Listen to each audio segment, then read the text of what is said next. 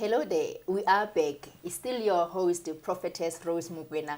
I'm still with a wonderful gentleman here, Mr. Robert. He's still taking us through his journey in South Africa as a security. But right now, I just want to switch things from being a security to being this bodyguard. Tell us about your journey as a bodyguard. How did it start? When did you get your breakthrough to be a bodyguard? Okay, from the Florida, I was a very hardworking guy. I was very tall and loved to gym. So apparently, my site manager, Mr. Chris, anytime he comes to the shop, he likes to see me standing by the gate, and he always tell my supervisor that no, I like this guy. He's a white guy. I love this guy the way he stands by the gate. So he got to a time. I spent about 6 months in the company. I was promoted as a supervisor. So I was transferred to Ratinda Spa, Krugersdorp. So I was there, and I was a supervisor there in 6 months, and apparently I was still learning from there. But it got to a time I was very smart and clever guy. So I was doing the supervisor job at the same time operating cameras in the shop. So I was doing two jobs at the same time, and I felt like they were using me for the company, because if you're a supervisor, you earn different money. If you're operating cameras, also you earn different money. So it felt like they were paying me combined with that money. So I decided to resign. So on the 2018 of 2018, 7th July, I decided to resign from the company. I took that big risk. I was not having any job and all that, but I decided, I was keeping money by then, so I decided to start a workout in the gym. So I was focusing the gym, going to the gym and all that, and getting big. And apparently I was approached by a white guy in the gym telling me, wow, you have a good body. Why don't you go into protection of VIP or even a bouncer? I said, okay, I would like to, but I don't have anybody to put me in. He said, okay, I know a friend who can put you in, so I will call him for you. So he called a guy, his name is Yannick from Congo. He's also a very big guy. So apparently he saw me, and I started bouncing 2018, earning 250 rand and all that. Learning, I was with him not because of the money again. I was still learning, asking myself, this guy is living a good life. He's also from a foreign country, and he's driving cars and all that. So how does he make it? So it got to a point now, it feels like, no, this guy is making it with his muscles, the big muscles and all that. So I was focusing on to keep the money and also focus on pushing hard in the gym. Up until I had a breakthrough with the Smirnoff company, and I stopped working with him, and I had a contract with the Smirnoff company. I was working with the Smirnoff company in every December. Apparently, we start from on the 15th of November up until the next year of 1st, 2nd January. So that was where I met my big celebrities like Questa, DJ Maporisa, Kabza, Oke Malome Kulket, and Nadana Kai from Zimbabwe, and Major League, and few of them. So apparently, meeting them was a very biggest breakthrough in my life, even though I never achieved what I was still looking for. But did you call home after meeting them? Tell Mama, I called them, and they were happy and all that. So me meeting Questa was the person who advised me a lot. He was a very good person. He likes to travel with me a lot to other places. We travel a lot to Cape Town. Any gig that he gets, go with me. They keep on advising me, Robert, why don't you get your own security company? Because now I think you are getting money from my people, from this service and all that. So why don't you do your own? Then I started to open my own company. Even I was not having an ID, but I had somebody who helped me with her ID to open a security company. Okay. So from there, I started with it and started doing my own stuff. Up until I met Prophetess Rose Mokoena, which was my biggest breakthrough in my life. Even though I was with those people, but I was not able to even have to buy a car and all that. But me meeting Prophetess Rose Mokoena was my biggest breakthrough in South Africa. Yeah, meeting this beautiful woman was my biggest breakthrough, because I will say she bought me a car, and I don't know how to start a story with her, because anytime it's about her, I feel so emotional when I'm talking about her, because it was just a day.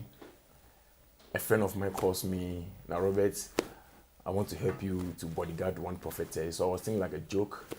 It was the 4th anniversary for Vanya Piece of Ministry. I went there, I worked with Prophetess Rose, and after the anniversary, I think she loved my job and promised me, now Robert, I'm gonna see what to do for you. But for now, I don't have any promise for you. I'm traveling to the United States of America. When I'm back, I'll get back to you. I was thinking it's like a joke. She traveled out to the US. Then when she came back, I was just there and I just got a call. I've got a call from my office. I said, no, Mom. Then the next thing, wait, we got a call. The next day, I got a call from Rosebell's recruitment company. Then like, this is it. Come and have an interview with us. Like everything was like a dream to me. Everything was just fast. Even some of the interviews and all, I think I didn't even do it, but because she wanted to put me there on the map, she just decided to just employ me like that. And I worked with her, and I was praying, and apparently she was the first woman to buy me my first car, cash. And up until I started working to make sure everything goes well, to be paying it. But it's not easy for us as foreigners to get somebody to buy you a car without an ID, you don't have a permit and nothing. Definitely the mindset can be like, can even run away with a car and all that. So for her to even have the belief and trust in me to buy me a whole big machine I was driving, and up until I also was honest and sincere to work with her for about 2.5 years, up until the pandemic came through and we had a part of it. But I still know that my last message to her is I'll always be with her. I will never stand anywhere and blackmail or say anything bad about her, because what she has done for me, even my family who even gave birth to me never did that to me. So I'll always appreciate her. And I told her anytime that she needs me or calls me, I'll always be available for her. So my breakthrough in South Africa here, upon my meeting Questa, Maporisa and all that, my biggest breakthrough was with Prophet Rose Mokoena. Can you please help me to clap for her, please? We thank God for her life. Wow. Thank you so much, Robs. Yeah, I remember when you started joining, there was so much order in the church because we were so huge. When you were standing, everybody was like, they were, because when they look at you, I've never seen someone who does his job like that as a bodyguard. Nobody will come to me. Even there were, ladies and gentlemen, let me tell you, I remember one day in the church, Krugerstop, the people came, the musician or whatever. He couldn't allow them, irrespective of their name. He said, you cannot pass to prophetess without saying anything to me. I must find out if she's ready to see you. Yeah, you are doing a great job, and I still thank God for your life, and I pray for more grace, more open doors, more cars. I want your company to grow, to have 20 cars on your name. I receive it. Amen. So tell us about, let's talk about your challenges as a bodyguard. Okay, apparently our challenges is a lot. I remember bodyguarding Ricky in Soweto. There is, how do you call it? There's a club there by Soweto. I think, I don't remember the club name, but I think as time goes on, I'll remember the name. I was bodyguarding Ricky. When he finished with the job, he was going to his car and I need to protect him, to take him to his car. But it got to a point, I saw there are two guys coming towards him with two techies. So to me, my job is to make sure he sit down safe in his car before, if any fans or whatever want to see him or whatever, then they can do their thing. But me putting him into his car, I think he wasn't happy. He shouted at me, no, stop, they are my fans. Let them come to me. I said, no, it's late. It's almost about 10 to 11 o'clock. You don't even know what they're coming with. So it's my job, I have the experience. They will come to you as a fans, and they might have some weapons, and they can be sent by your own fellow celebrities to come and attack you. So apparently, I think he got offended why I stopped his fans to come to him.